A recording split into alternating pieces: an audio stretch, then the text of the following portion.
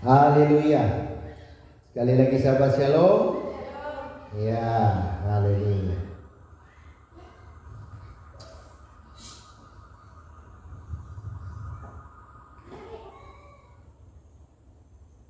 Oke, baik, kita akan mendengarkan kebenaran firman Elohim pada pagi hari ini dengan tema kemah hidup di dunia sementara. Ya, sekali lagi, kemah hidup di dunia sementara. Apa itu kemah?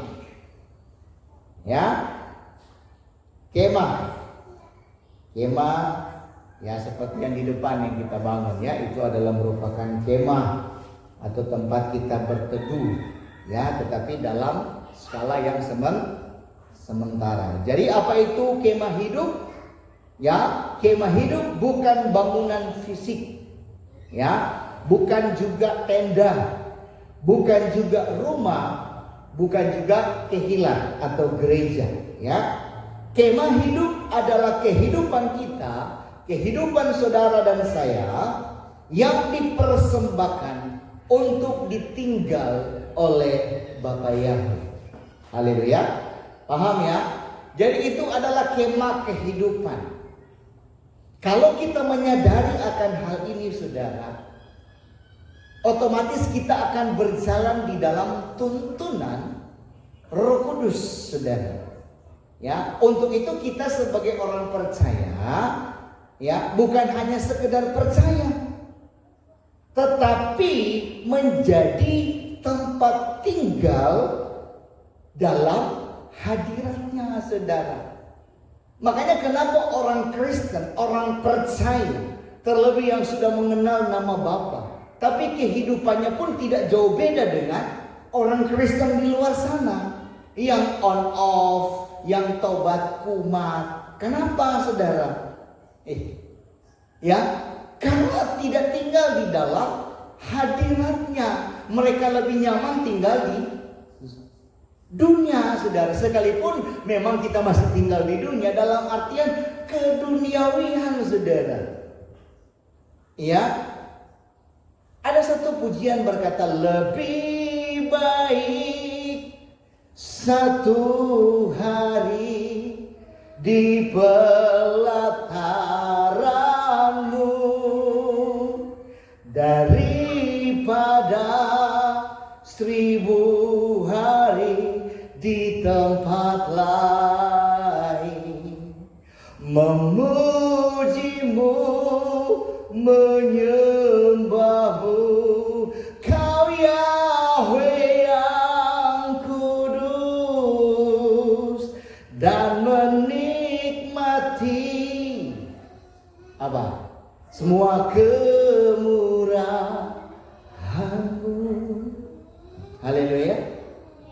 Ya saudara, kalau kita sadar akan hadiri saudara, ya, kita akan tinggal bersama dengan hadiratnya ya, daripada kita harus hidup jauh daripada hadirat saudara. Ya, nah, kadang-kadang saudara Bapak Ibu yang terkasih, hati kita ini masih melekat dengan dunia saudara. Ya, hati kita ini masih melekat dengan dunia. Ya, contoh hari ini, ya masih dalam perayaan, masih suasana perayaan, kehilat sepi saudara. Ini ngeri saudara ya. Mementingkan, nggak tahu apa yang dipentingkan di luar sana. Ya, hanya menjalankan ritual. Kayaknya buyar saudara. Firman yang disampaikan begitu sedemikian keras, tetapi kayaknya mental saudara. Ya, Sukot mengajarkan kita bahwa Bapa Yahweh ingin tinggal di tengah umatnya. Ya, bukan menjauh saudara. Ya, bukan hanya melalui simbol. Ya, tapi secara nyata dan secara pribadi. Itu sebabnya Bapa Yahweh memerintahkan Israel untuk tinggal di pondok-pondok selama 7 hari. Ya, itu bukan gaya-gayaan, tetapi untuk melatih hati agar kita siap ditinggal olehnya, saudara. Ya, Tapi nyatanya kita belum siap, saudara. Ya, kita masih disibukkan dengan dunia. Jadi kemah hidup bukan bangunan fisik, bukan tenda Sukot yang dibuat dari daun-daunan, tapi kehidupan kita sendiri. Ya, tubuh kita, hati kita, pikiran kita, bahkan gaya hidup kita adalah hidup yang dipersembahkan. Itu jelas Roma 12 ayat 1 dan 2. Persembahkanlah tubuhmu sebagai persembahan yang hidup, persembahan yang berkenan dan yang sempurna, saudara. Ya, kita mempersembahkan yang sempurna sebagai tempat tinggal bagi hadirat Bapa Yahweh. Jangan saudara Bapak Ibu yang terkasih. Ya, bahkan dalam 1 Korintus 6 ayat 19 katakan tubuhmu adalah bait Roh Kudus. Tidak tahukah kamu bahwa tubuhmu adalah bait Roh Kudus yang diam di dalam kamu? Ya, ini bukan sekedar ayat motivasi, akan tetapi ini adalah deklarasi surga bahwa kita bukan cuma menjadi pengikut Yeshua. Kita bukan cuma sekedar penonton, saudara. Ya, justru kita adalah rumah rohani, tempat di mana Bapa Yahweh ingin tinggal secara nyata. Nah, kalau kita masih ada dunia dalam diri kita, akan sulit, saudara. Apalagi di hari-hari yang terakhir ini memang sulit, saudara. Ya. Kalau tubuh kita adalah baiknya, maka kita tidak bisa hidup sembarangan. Amin. Kita tidak akan pernah hidup sembarangan. Kalau kita tahu, ya, tubuh kita ini adalah baiknya Bapa Yahweh. Oh ya, secara otomatis saudara dan saya tidak akan pernah hidup sembarangan. Ya, bahkan kita tidak akan mencampur kekudusan dengan dosa. Ya, enggak gado-gado, saudara. Ya, kita harus menjaga kebersihan rohani seperti iman. Imam maksud saya menjaga baik suci. Jadi kemah hidup, ya, sama dengan hidup yang layak ditinggali oleh hadiratnya. Ya, kemah hidup sekali lagi sama dengan hidup yang layak ditinggali oleh hadirannya. Tapi kalau dalam kehidupan kita masih duniawi, layakkah Bapak yang tinggal dalam kehidupan saudara dan saya? Apapun alasan saudara, ya, jangan kita hanya pilih-pilih, saudara. Oh, hari ini kita ibadah, hari ini enggak. Jangan, saudara. Ini ngeri, saudara. Ya. Yohanes 1 ayat 14, Yesua mendirikan kemahnya. Firman itu telah menjadi manusia dan diam di antara kita.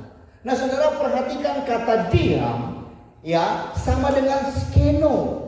Skeno itu artinya berkemah, mendirikan pondok, tinggal sementara. Jadi saat Yesua lahir, dia tidak datang sebagai raja duniawi. Akan tetapi dia datang sebagai kemah hidup yang pertama. Nah, ini menunjukkan bahwa hadirat Bapa Yahweh tidak lagi jauh. Kenapa? Karena dia ingin tinggal di tengah-tengah manusia. Ya, dia memilih pondok sederhana, bukanlah istana yang mewah, saudara. Itulah Sukot yang sejati.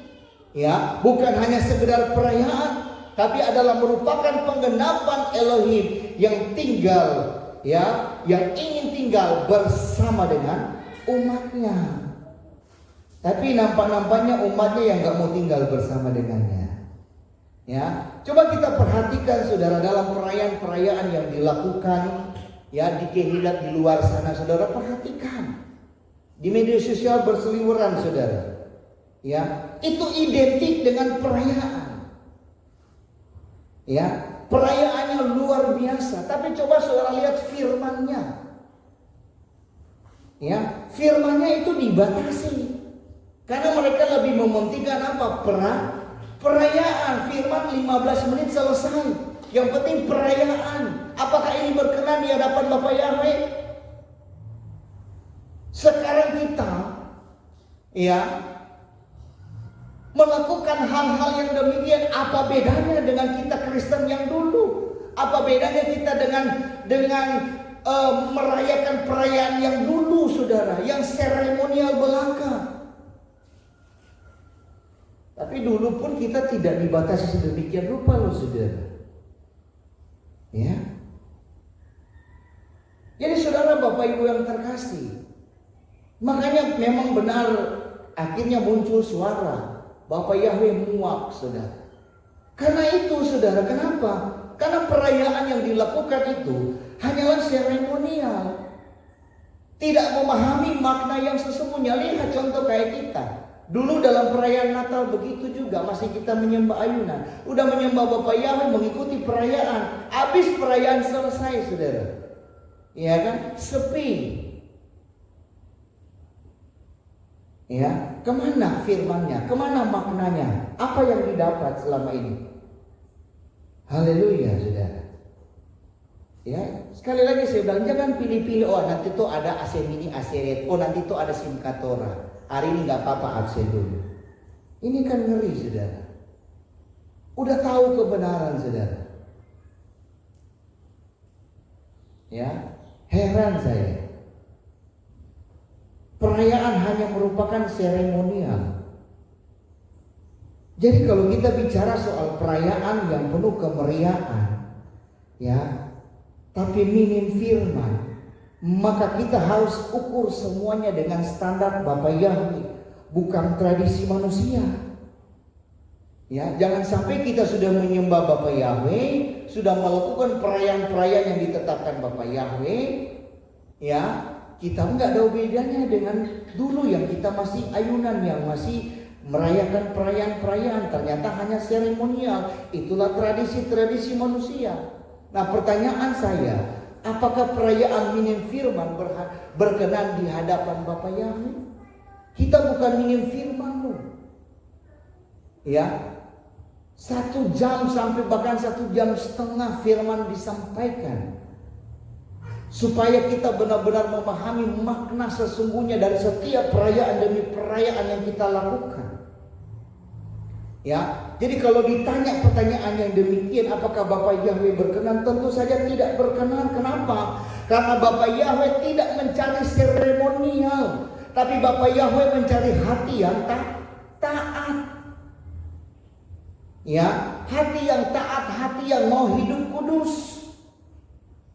Yesaya 1:13-14 berkata dengan sangat keras, jangan lagi membawa persembahan yang sia-sia. Kemenyan adalah kekejian bagiku. Hari-hari raya, pertemuan-pertemuanmu aku benci. Itu menjadi beban bagiku. Aku lelah menanggungnya. Ini firman. Makanya Bapak Yahweh muak sebenarnya dengan perayaan-perayaan kalau tidak dengan hati, saudara.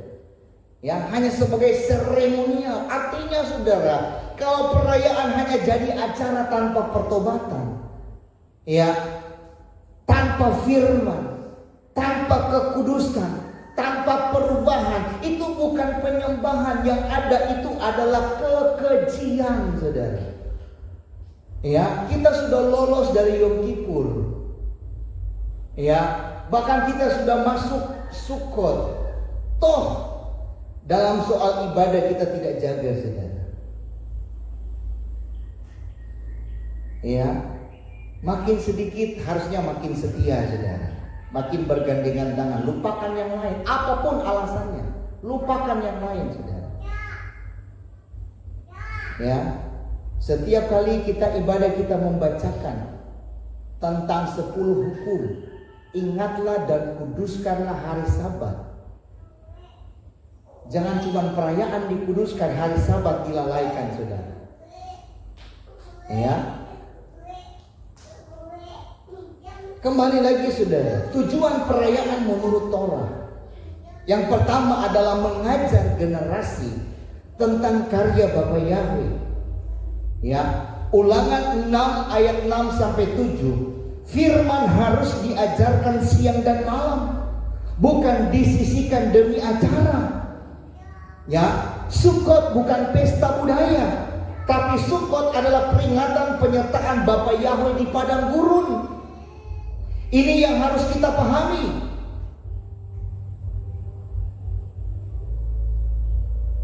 Amin.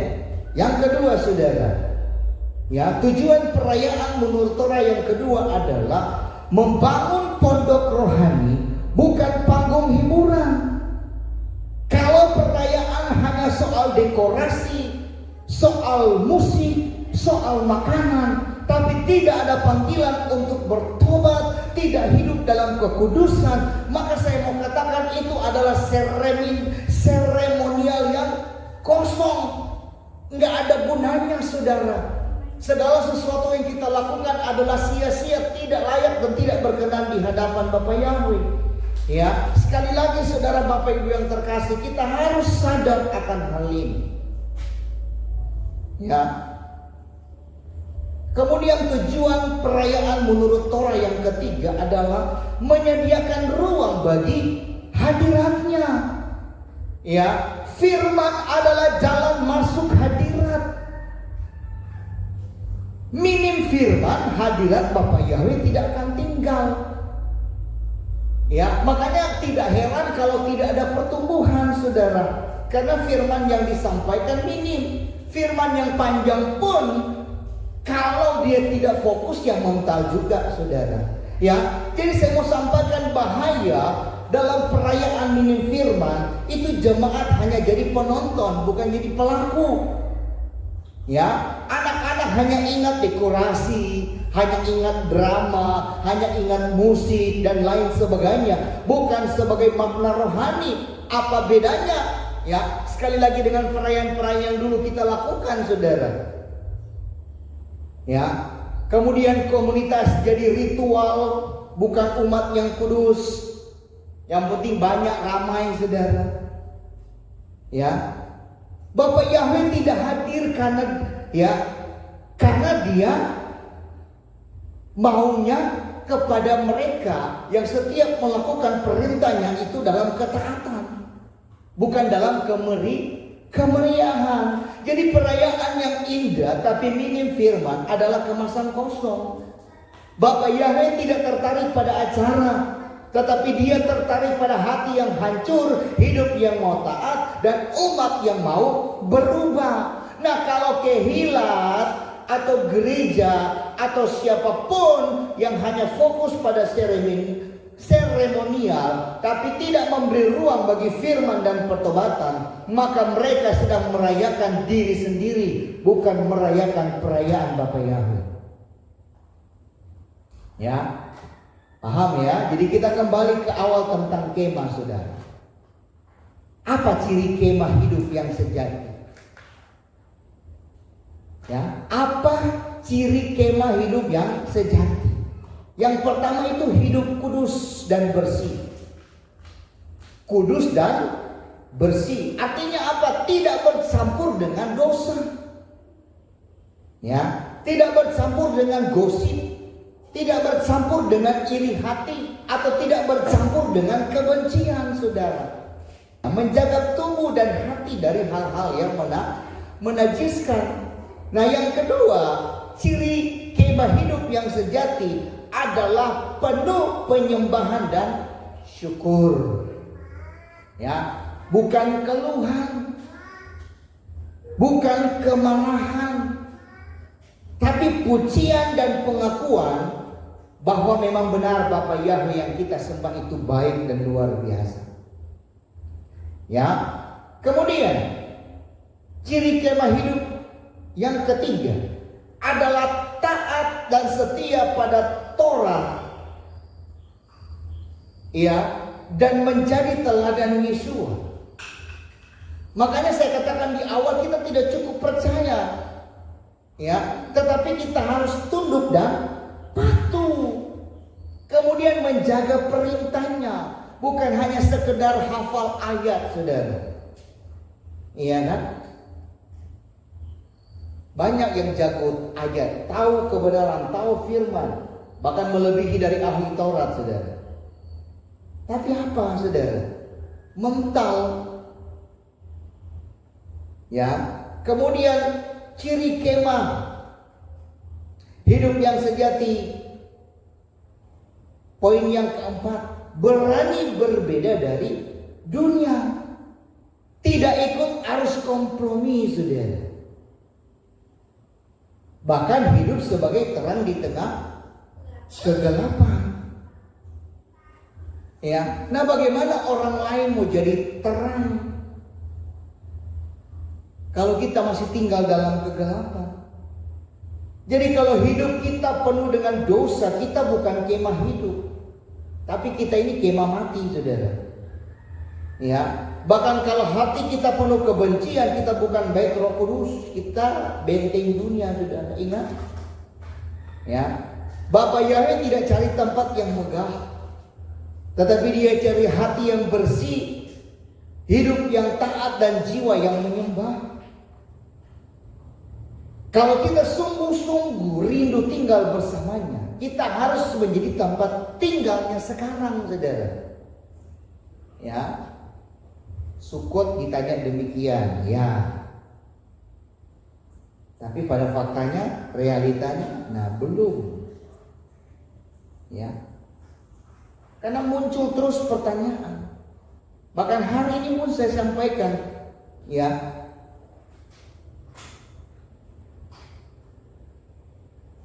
Tidak semua kemah layak ditinggali, saudara. Ya, kenapa tidak semua? Karena Bapak Yahweh tidak tinggal di tempat yang kotor, saudara.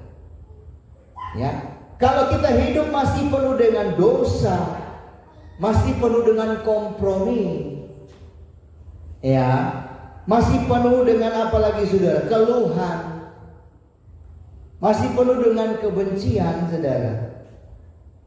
Itu bukan kemah, itu kuburan rohani.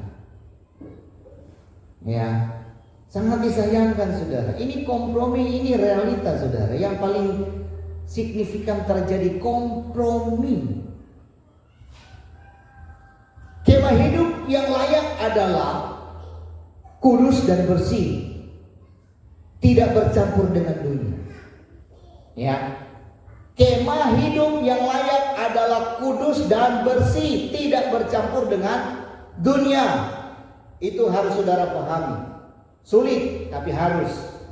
Sebab firman katakan, kuduslah kamu sebab aku kudus, dan tidak ada seorang pun yang datang kepada Bapa, ya, tanpa dengan kekudusan. Ya, kemudian penuh penyembahan dan syukur, bukan keluhan dan gosip, saudara.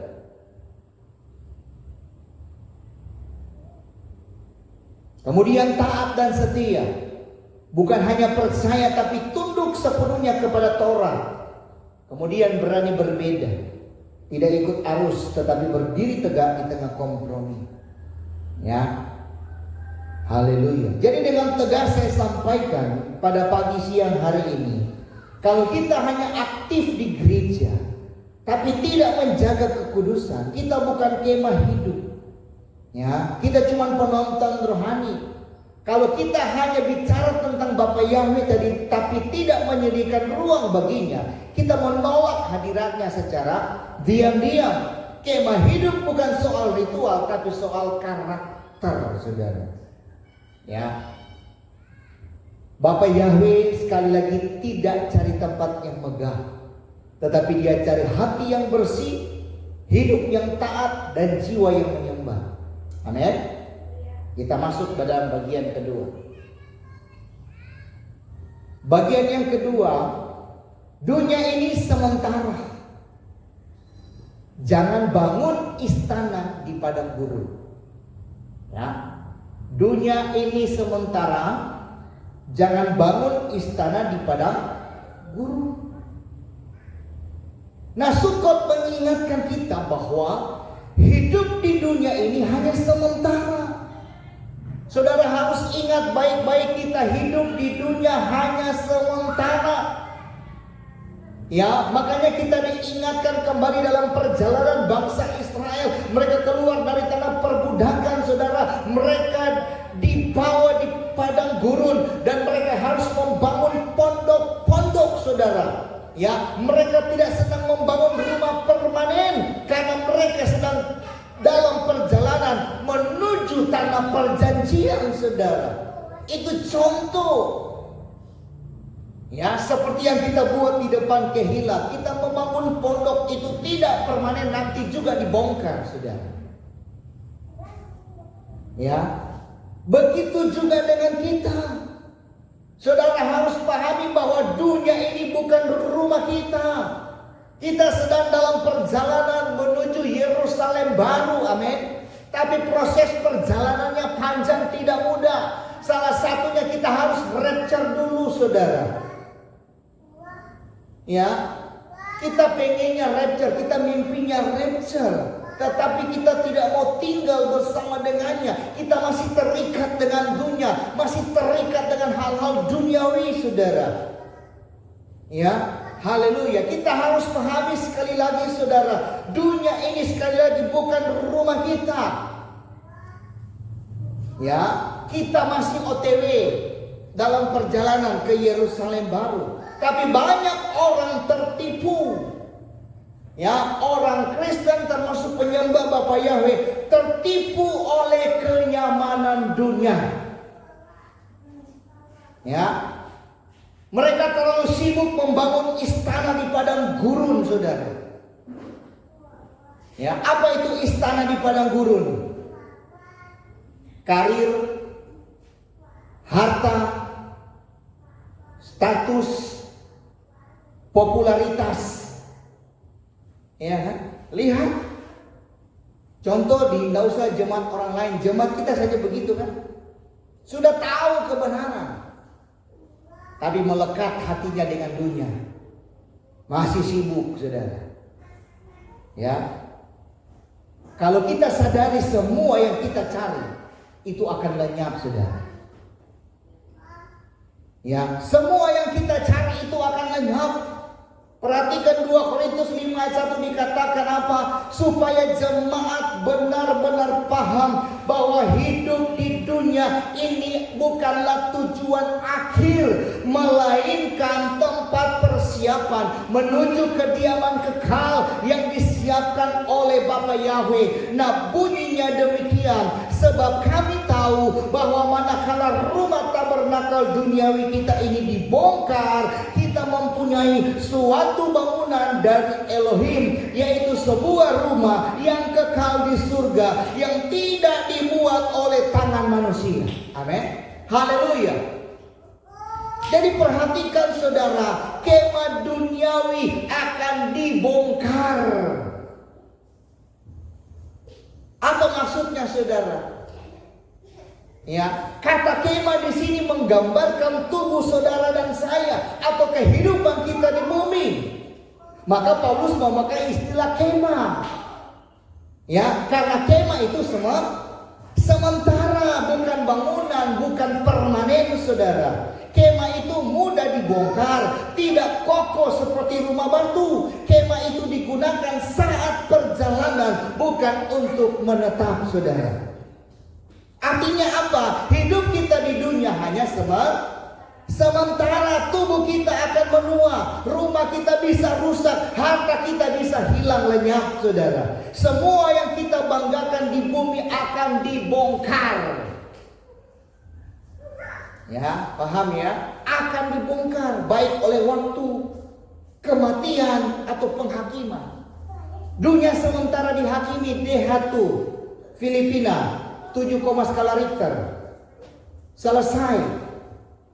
Banyak korban. Rumah-rumah, bangunan roboh, hancur berantakan. Ya, haleluya. Nah, kita masih mengejar, saudara. Ya, harus sadari ini, saudara. Ya. Setan senang, saudara. Jangan, setan itu licik loh. Ya. Kemudian bangunan dari Elohim. Apa yang disiapkan, saudara? Ya, Rasul Paulus melanjutkan. Kita mempunyai suatu bangunan dari Elohim, suatu tempat kediaman yang kekal, yang tidak dibuat oleh tangan manusia di surga. Nah, ini bukanlah suatu metamorfora, tapi ini adalah janji yang nyata, saudara. Bukan janji manusia, janji tinggal janji. Tapi ini adalah janji Bapa Yahweh. Ya, Bapa Yahweh sudah siapkan tempat tinggal yang kekal bagi mereka yang setia, bukan tobat kumat, bukan on off, bukan pilih-pilih waktu ibadah. Ya, bangunan ini bukan buatan manusia, artinya tidak bisa dirusak, tidak bisa dicuri, bahkan tidak bisa dibongkar. Karena bangunan ini adalah Yerusalem baru yang kita mimpi-mimpikan, saudara, yang kita impikan. Ya, tempat di mana Bapa Yahweh tinggal bersama-sama dengan umatnya untuk selama-lamanya. Itulah yang menjadi tema kita dalam Wahyu 21 ayat 3, saudara. Ya, biarlah bukan hanya sekedar tema, tapi kita betul-betul ada nanti di Yerusalem baru. Tapi belajarlah taat, belajarlah setia. Amin. Haleluya. Pertanyaannya, siapa yang akan menerima bangunan kekal itu? Ya, apakah semua orang Kristen? Apakah semua penyembah Bapa Yahweh akan terima itu? Enggak, saudara. Tidak semua orang, bahkan termasuk penyembah Bapa Yahweh, tetapi hanya mereka yang setia sampai akhir. Amin. Ya, setia sampai akhir dan tidak menyerah dalam ujian. Ya, makanya saya bilang, kita ini ada dalam tahap ujian, jadi jangan cari-cari pencobaan. Iya kan? Kalau kita sudah larang, firman sudah tegur, ikuti, jangan dilakukan. Nanti ketika datang persoalan masalah bertubi-tubi, Anda tidak akan mampu. Iya kan? Dalam jemaat sudah ada contoh. Apa yang terjadi sekarang? Sudah ada contoh, saudara. Sudah ditegur. Ya, secara pribadi sudah ditegur. Secara firman bukan lagi. Apa yang terjadi sekarang? Ya, nada bula-bula kan?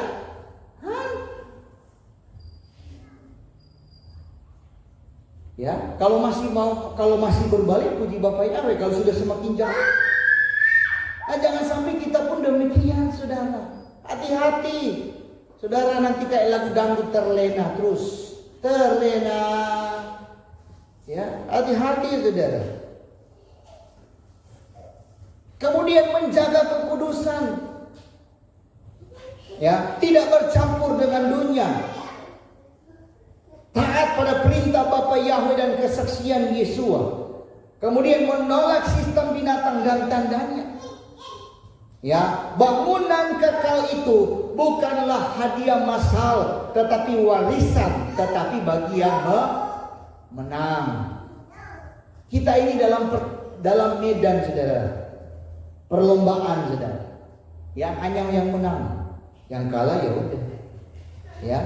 Jadi kalau kita sibuk membangun kenyamanan dunia tapi lupa membangun pondok rohani, kita sedang mendirikan istana di padang gurun, tempat yang akan dibongkar, saudara.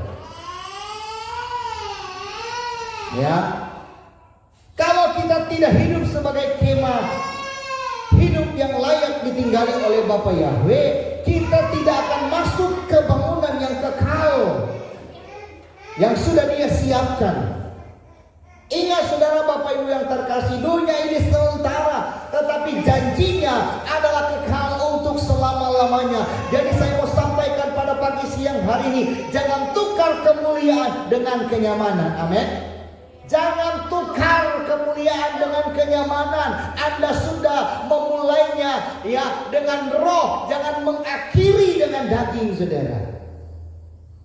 Sudah mau dekat-dekat kedatangan Bapa Yahweh, ngeri-ngeri sedap, saudara, dibuat setan untuk semakin mengejar kenyamanan. Ya, bangun pondok rohanimu sekarang, supaya saat kemah dunia dibongkar, kamu sudah punya surga yang menanti. Amin. Haleluya. Jangan nanti tubuh dibongkar, mati duluan sebelum rapture. Anda tidak punya rumah yang kekal, gentayanganlah Anda di bumi. Ya. Jadi saudara Bapak Ibu yang terkasih, bahaya membangun istana dunia. Ya, bahaya membangun istana dunia. Kalau kita terlalu sibuk membangun kenyamanan dunia, kita lupa membangun pondok rohani. Ya, kita jadi terikat pada hal-hal yang fana. Lihat, berkali-kali saya sampaikan. Ya, nggak usah contoh di luar, contoh di jemaat. Terikat kan, tidak bisa lepas. Ya, bahkan kita kehilangan fokus pada tujuan kekal. Lihat, kalau sudah terikat pada kenyamanan dunia, apalagi sudah terikat, iya kan, dengan hal-hal dunia, ya, dan tidak mampu dilepas, maka fokus kita berbelok. Bukan lagi pada tujuan kekal, tapi sibuk dengan dunia, apalagi terikat dengan hutang. Ya, istana dunia tidak bisa dibawa ke Yerusalem baru, tapi pondok rohani yang dibangun dengan ketaatan dan kesetiaan itu akan menjadi tempat tinggal kekal bersama Bapa Yakub. Ingat, ya, Sukot sama dengan latihan hidup ringan.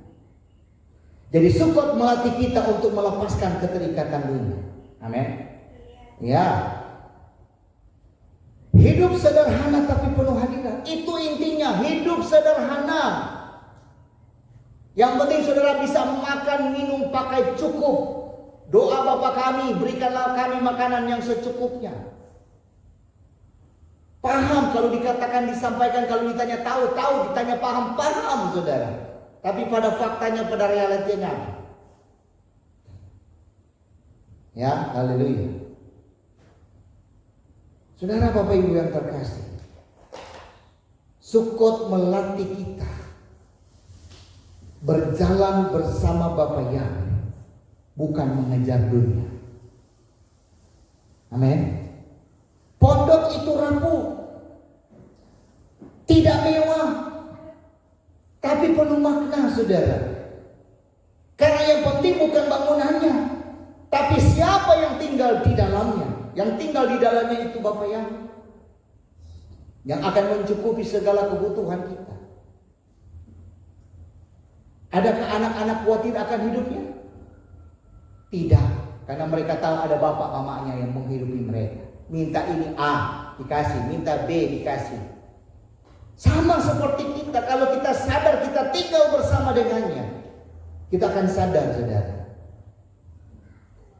Ya. Jadi kalau kita membangun hidup hanya untuk dunia, kita sedang mendirikan istana di padang gurun, tempat yang tidak kekal. Kalau kita tidak membangun pondok rohani, kita tidak akan siap tinggal di Yerusalem baru. Ya, dunia ini bukan rumah kita. Amin. Ya, dunia bukan rumah kita, saudara. Ya, dunia ini hanyalah sementara, karena akan tiba waktunya kita akan dibawa dalam Yerusalem yang baru. Ya, tetapi kita harus melewati proses demi proses yang ada. Ya, bahkan terlebih kita harus belajar setia taat, karena kita mau rapture, saudara. Kalau nggak rapture, kita akan berupaya untuk bayar harga dengan darah kita untuk bisa masuk. Ya, haleluya.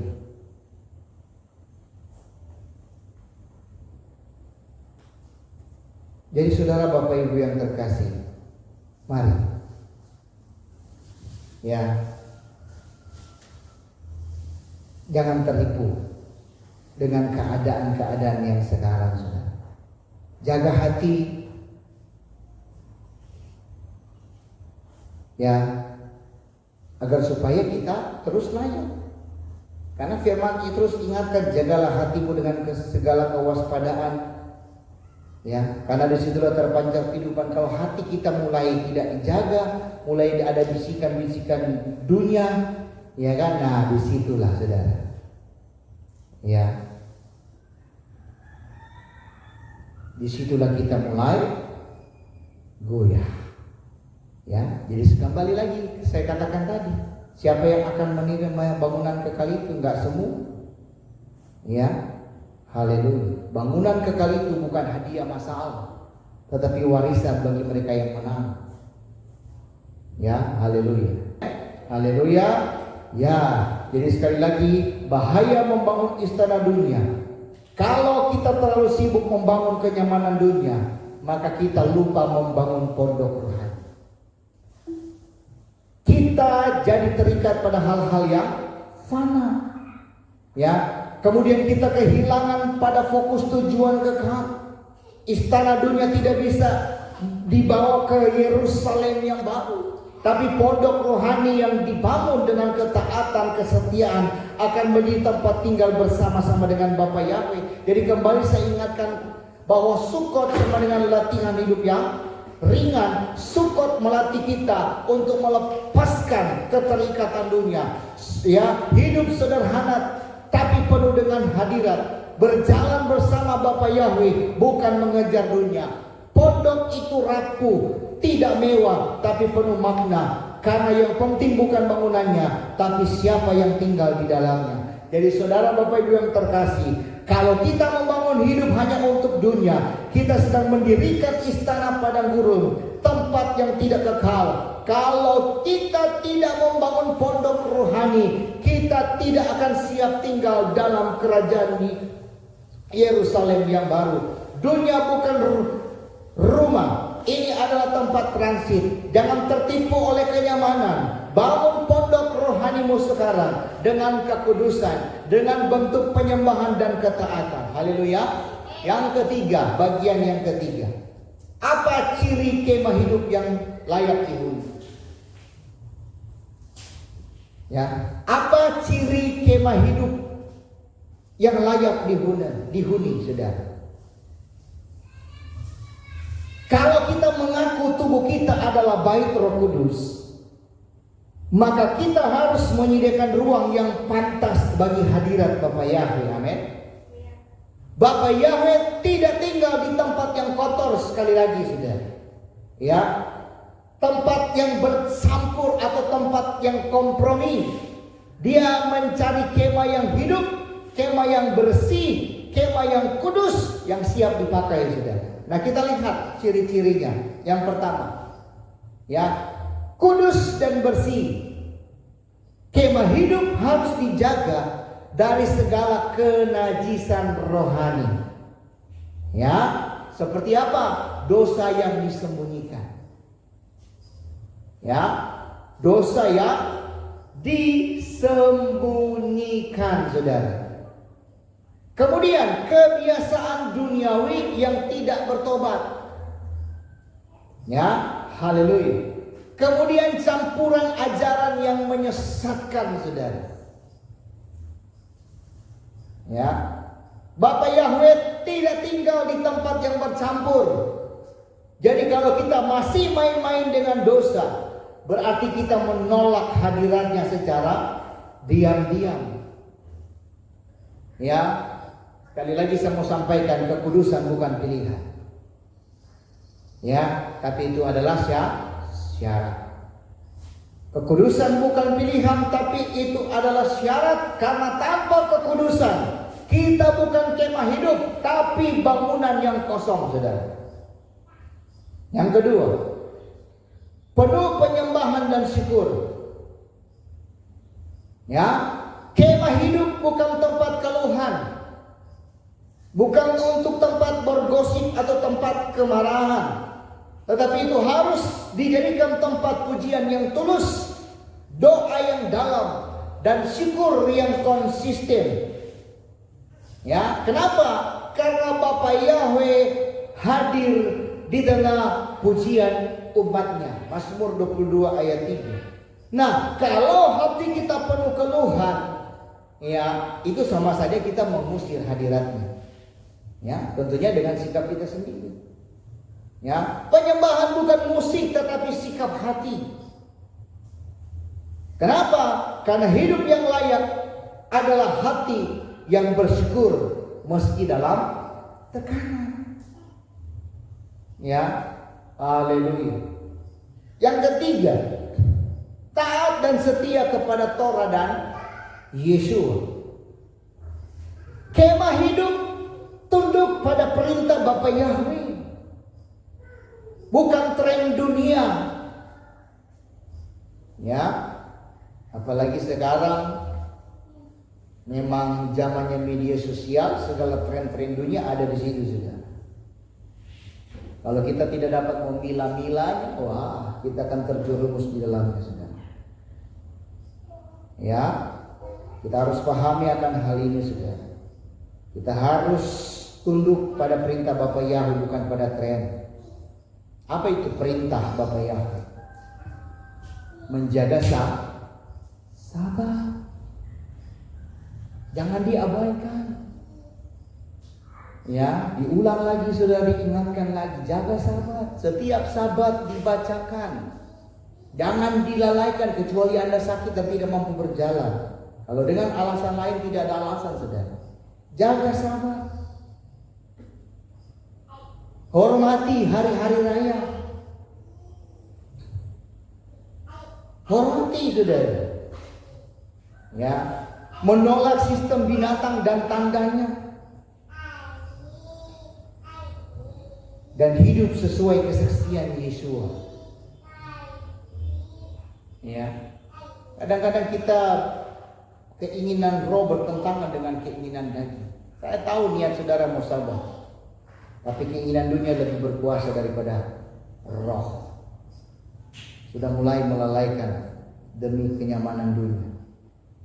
Ingat, iman tanpa ketaatan itu kemah palsu. Ya, iman tanpa ketaatan itu adalah kemah palsu.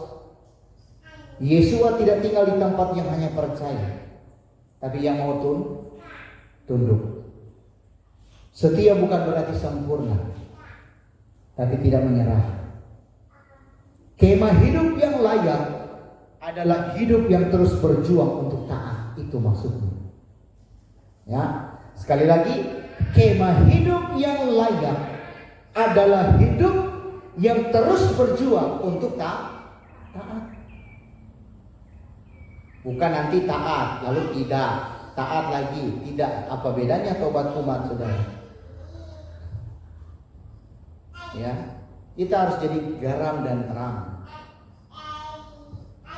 Ya, yang keempat, berani berbeda dari dunia. Kemah hidup tidak ikut arus. Ya, kalau dunia bilang boleh kompromi, kemah hidup bilang apa? Aku harus tetap putus. Ya, kalau dunia bilang ikut mayoritas, kemah hidup bilang apa?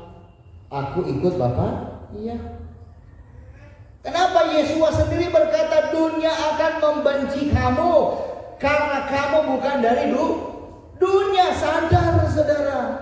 Kita memang ada di dunia, tapi kita bukan dari dunia. Bukan saya yang ngomong, firman yang ngomong. Dunia akan membenci kamu karena kamu bukan dari dunia. Kalau Anda sudah dibenci, berarti Anda dari surga.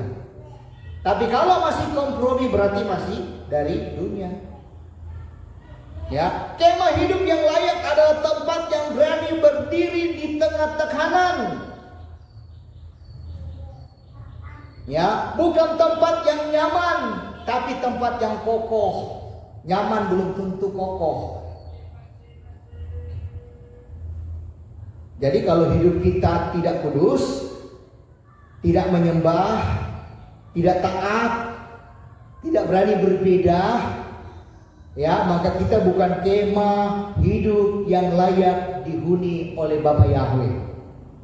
Ya, kita mungkin aktif di pelayanan, tapi hati kotor. Berarti kita hanya membangun panggung, bukan pondok. Bapak Yahweh tidak cari tempat yang megah, tetapi Dia cari tempat yang bersih. Kalau kita sungguh rindu tinggal bersamanya, kita harus menjadi tempat tinggalnya sekarang. Haleluya. Ya. Ya, dan saya harap saudara, ya, kita memahami kebenaran. Ya. Jangan masuk kanan keluar kiri. Sampaikan juga kepada jemaat yang lain. Ya, terlebih kepada suami-suami kita ini. Ingatkan mereka, kalian bertanggung jawab atas mereka. Yang keempat, kemahmu menentukan masa depanmu. Ya, kemahmu menentukan masa depanmu. Sukot bukan sekedar perayaan. Ini adalah simbol profetik bahwa hidup kita sekarang adalah kemah sementara. Tapi kemah itu bukan sembarang tempat. Kemah itu menentukan kemana kita akan tinggal selamanya. Kalau kemah hidup kita sekarang bersih, kudus, dan penuh penyembahan, taat kepada perintah Bapa Yahweh, ya, bahkan menolak sistem dunia dan tetap setia, maka kita sedang membangun pondok rohani yang akan diganti dengan bangunan kekal dari Bapa Yahweh, yaitu apa? Yerusalem yang baru. Amin. Tapi kalau kemah kita penuh dengan kompromi, ya, dosa yang tersembunyi, sibuk dengan dunia, ya, tapi kosong dari firman, menolak kebenaran dan hidup suam-suam kuku, maka kita sedang membangun istana di padang gurun, tempat yang akan dibongkar dan tidak akan dibawa kepada Yerusalem yang baru. Wahyu 21 ayat 3 jelas. Itu menjadi tema kita, menjadi harapan kita, saudara. Ya, yaitu Yerusalem yang baru, kemah Elohim. Bapa Yahweh akan turun. Lihatlah kemah Elohim ada di tengah-tengah manusia, dan ia akan diam bersama mereka. Ini bukan dongeng, saudara. Ini adalah janji surga. Bapa Yahweh akan tinggal bersama umatnya selamanya. Tetapi hanya mereka yang sudah membangun kemah hidup yang layak, yang akan masuk ke dalam kemah kekal itu. Amin. Jadi kemahmu sekarang menentukan di mana kamu akan tinggal nanti, saudara. Ya, percuma kita membangun kampung aman tapi teduh di kampung aman, tidak rapture, tidak masuk dalam pemerintahan kerajaan 1000 tahun dan Yerusalem yang baru. Percuma hanya mentok di kampung aman, setelahnya saudara nggak aman di sana. Ya, hati-hati, saudara. Ya, kalau kita membangun hidup yang taat, kudus, berarti kita sedang mempersiapkan diri untuk tinggal bersama Bapa Yahweh. Ya, nggak pusingkan dengan yang lain. Tapi bagaimana kita tinggal rindu dalam hadiratnya, ibadah-ibadah, sabat-sabat, perayaan-perayaan. Tinggalkan yang lain dulu, jangan kompromi dengan segala alasan. Ya, ingat Bapa Yahweh tidak akan tinggal di tempat yang tidak siap. Ya, kalau kamu tidak menjaga kemah hidup sekarang, maka kamu tidak akan masuk kepada kemah kekal. Jadi kembali saya tegaskan bahwa Sukot bukan soal tenda daun. Ya, tapi Sukot adalah kehidupan yang siap ditinggali oleh Bapa Yahweh. Amin. Kemahmu bukan dekorasi, kemahmu adalah cermin masa depanmu. Hari ini bersihkan pondokmu. Ya, bangun kemah hidupmu. Sampaikan juga kepada yang lain. Betul-betul bertobat, kuduskan hari Sabat, perayaan-perayaan dan lain sebagainya. Karena masa depanmu ditentukan oleh bagaimana kamu hidup sekarang. Amin. Haleluya. Jadi saudara, Bapak Ibu yang terkasih, ini bukan main-main. Dan sebagai penutup, saudara, yang adalah merupakan undangan terakhir, saudara. Sukot bukan sekedar perayaan tahunan, tetapi Sukot adalah undangan dari Bapa Yahweh kepada setiap umatnya. Amin. Haleluya. Ya. Pertanyaannya, maukah saudara dan saya tinggal bersama Bapa Yahweh selamanya? Pasti mau. Kalau ditanya mau. Tapi menjalankannya kita. Ya, ingatkan sekali lagi ya. Ingatkan. Ya. Ingatkan kepada jemaat yang lain. Saya sudah berkali-kali sampaikan. Sudah. diabaikan terus hanya kepentingan yang lain. Ya, ingatkan. Tapi sangat disayangkan bahwa undangan ini bukan untuk semua orang. Artinya apa? Bukan untuk yang sekedar hadir di acara. Bukan untuk yang sekedar percaya di mulut.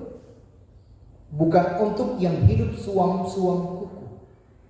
Akan tetapi undangan ini hanya untuk mereka yang membangun kemah hidup, yang kudus dan yang bersih.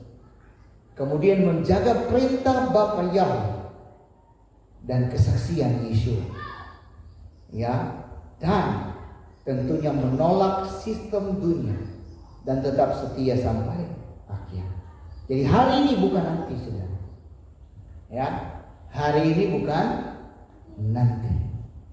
Kalau kita menunggu nanti untuk bertobat, menunggu nanti untuk taat, menunggu nanti untuk serius, kita sedang menolak undangan itu secara diam-diam.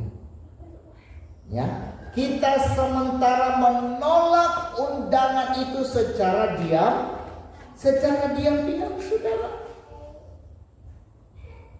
Jadi ingat, Bapak Yahweh tidak undang orang yang menunda. Ya, akan tetapi Dia undang adalah orang-orang yang menjawab sekarang, saudara. Ya, jadi harapan saya, saudara Bapak Ibu yang terkasih di dalam nama Bapak Yahweh, biarlah lewat sabat ini, ya, kita betul-betul sadar dan bertobat. Penuhi undangan, jangan tunda-tunda lagi. Ya, jangan tunda-tunda lagi. Kemah hidupmu hari ini menentukan di mana kamu akan tinggal nanti. Kalau hidupmu bersih, hidupmu taat dan setia, maka percayalah kamu akan tinggal bersamanya di dalam kerajaan, di dalam Yerusalem yang baru. Tetapi kalau kamu kompromi, bercampur dan menolak kebenaran, ya, suam-suam kuku, maka kamu akan tertinggal di padang gurun yang tentunya akan dibongkar. Ya, jadi undangan hari ini adalah serius. Kenapa? Karena Bapa Yahweh tidak main-main. Dia sudah siapkan bangunan yang kekal. Bahkan Bapak Yahweh sudah kirim, ya, putranya Yeshua sebagai kemah hidup yang pertama. Bahkan terlebih Dia juga sudah memberikan Roh Kudus sebagai penuntun. Sekarang giliran kita. Ya, maukah kita menjadi kemah hidup yang layak ditinggali? Maukah kita menjawab undangan itu dengan hidup yang kudus dan taat? Ya, silakan dijawab dalam kehidupanmu sehari-hari. Ya, dan sebagai kesimpulan terakhir, saya mau sampaikan, Sukkot bukan soal tenda daun, akan tetapi Sukkot adalah soal keputusan rohani. Ya, apakah kamu mau tinggal bersama Bapa Yahweh selamanya? Itu pilihan. Kalau saudara mengatakan iya, maka sekali lagi bangun pondokmu sekarang. Ya, bersihkan hatimu. Tinggalkan kompromi. Hidup sebagai imam dan raja. Karena kemahnya akan segera turun. Dan hanya mereka yang siap yang akan tinggal bersamanya. Amin.